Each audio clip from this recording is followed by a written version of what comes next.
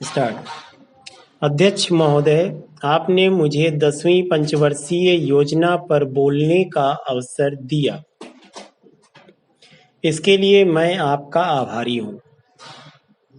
आपने मुझे कम समय दिया, इसके लिए भी आभारी हूँ। अभी मेरे से पूर्व कुछ सदस्य ने हम पर यह आरोप भी लगाया कि हम योजना में विश्वास नहीं रखते। उन्होंने तो यह भी कहा कि हमारे चुनाव घोषणा पत्र में भी उनको इस बारे में कुछ नजर नहीं आया। मैं इस बारे में यह निवेदन करना चाहता हूं कि उन्होंने कोई दूसरा घोषणा पत्र देखा, गलत घोषणा पत्र पढ़ा और उसी को हमारा घोषणा पत्र समझ बैठे। लेकिन मैं यह कहना चाहता हूं कि हमारा घोषणा पत्र इस समय मेरे पास है। इस घोषणा पत्र में हमारी घोषणा में योजना के बारे में स्पष्ट रूप से कहा गया है कि हम योजना पर विश्वास रखते हैं, लेकिन ऐसी योजना पर विश्वास नहीं रखते जो जनता के दुखों को दूर नहीं कर सकती, जो जनता के कष्ट दूर नहीं कर सकती। आज तक जितनी भी योजनाएं बनाई गई हैं, जिन्हें हम पहली पंचवर्षीय योजना, दूसरी पंचवर्षीय योजना और 10वीं पंचवर्षीय योजना आदि कहते हैं, और उन योजनाओं में हमने जो कुछ निर्धारित किया, उनसे हम जनता के दुखों को दूर नहीं कर सके और जनता के कष्ट दूर नहीं हुए।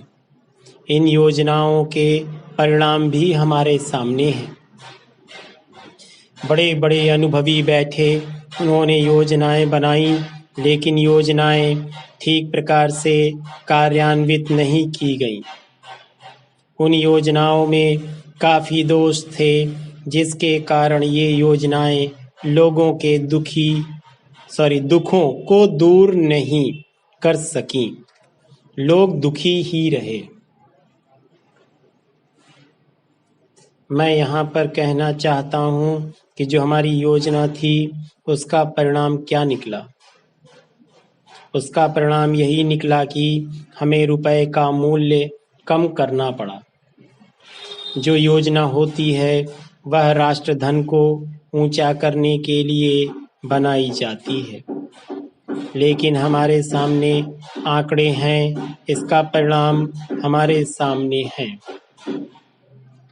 हमने अब तक 9 पंचवर्षीय योजनाएं कार्यान्वित की हैं, लेकिन हमारी प्रति व्यक्ति आय में और जीवन स्तर में अपेक्षित वृद्धि नहीं हुई है। यह दुख की बात है। मैं यह कहना चाहता हूँ कि हमारा ऐसी योजना में विश्वास नहीं है जो जनता के कष्टों को, जनता के दुखों को दूर न कर सके। हम ऐसी योजनाओं पर विश्वास करते हैं जो उनकी आयु बढ़ा सकें, उनका आर्थिक विकास कर सकें, उन्हें उन्नत कर सकें।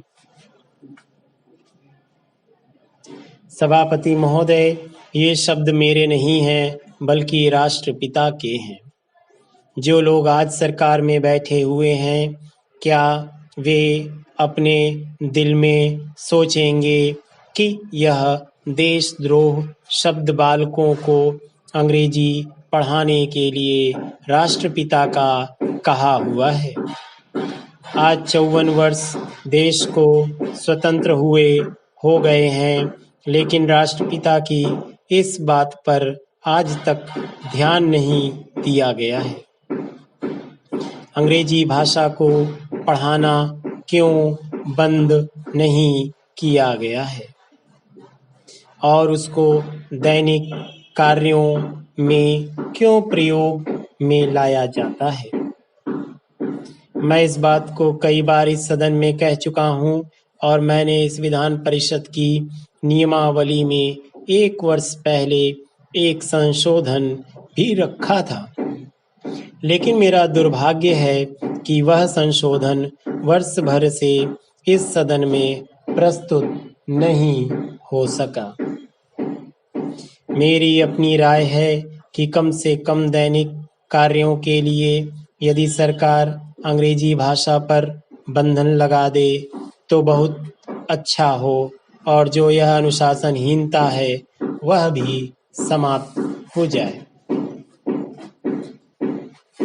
सभापति महोदय, जैसा कि मेरे मित्र ने कहा, लड़कों के माता पिता अंग्रेजी का प्रयोग करते हैं और उनके शिक्षक भी उसका प्रयोग करते हैं, फिर बालकों पर उसका प्रभाव क्यों नहीं पड़ेगा? मैं उनसे सहमत हूँ कि बालकों में नकल करने की आदत होती है, जैसा वे अपने बड़ों को करते देखते हैं वैसा ही वे करते हैं। अगर हम कोई बुरा काम करेंगे तो उसका प्रभाव बालकों पर अवश्य पड़ेगा। आप देखेंगे कि जिस मनोवृत्ति के माता पिता और शिक्षक होते हैं उसी प्रकार के बालक भी होते हैं। हम दूसरों को तो परामर्श दे देते हैं लेकिन स्वयं उस पर अनुपालन नहीं करते। इसके साथ ही साथ हमको शिक्षा प्रणाली की ओर भी ध्यान देना है। शिक्षा के जिन तरीकों को आजकल अपनाया जा रहा है वे वास्तव में लाभकारी नहीं है।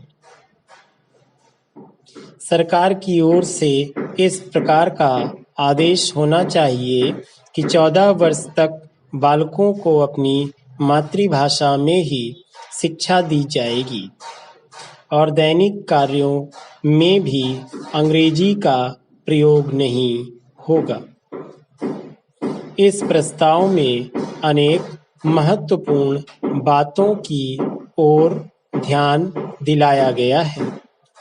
मैं समझता हूँ कि जब माननीय मंत्री जी इसका उत्तर देंगे तो कह देंगे कि हम बहुत सी बातों पर कार्यान्वयन कर रहे हैं, लेकिन मैं समझता हूँ कि उन पर कोई कार्यान्वयन नहीं हो रहा है।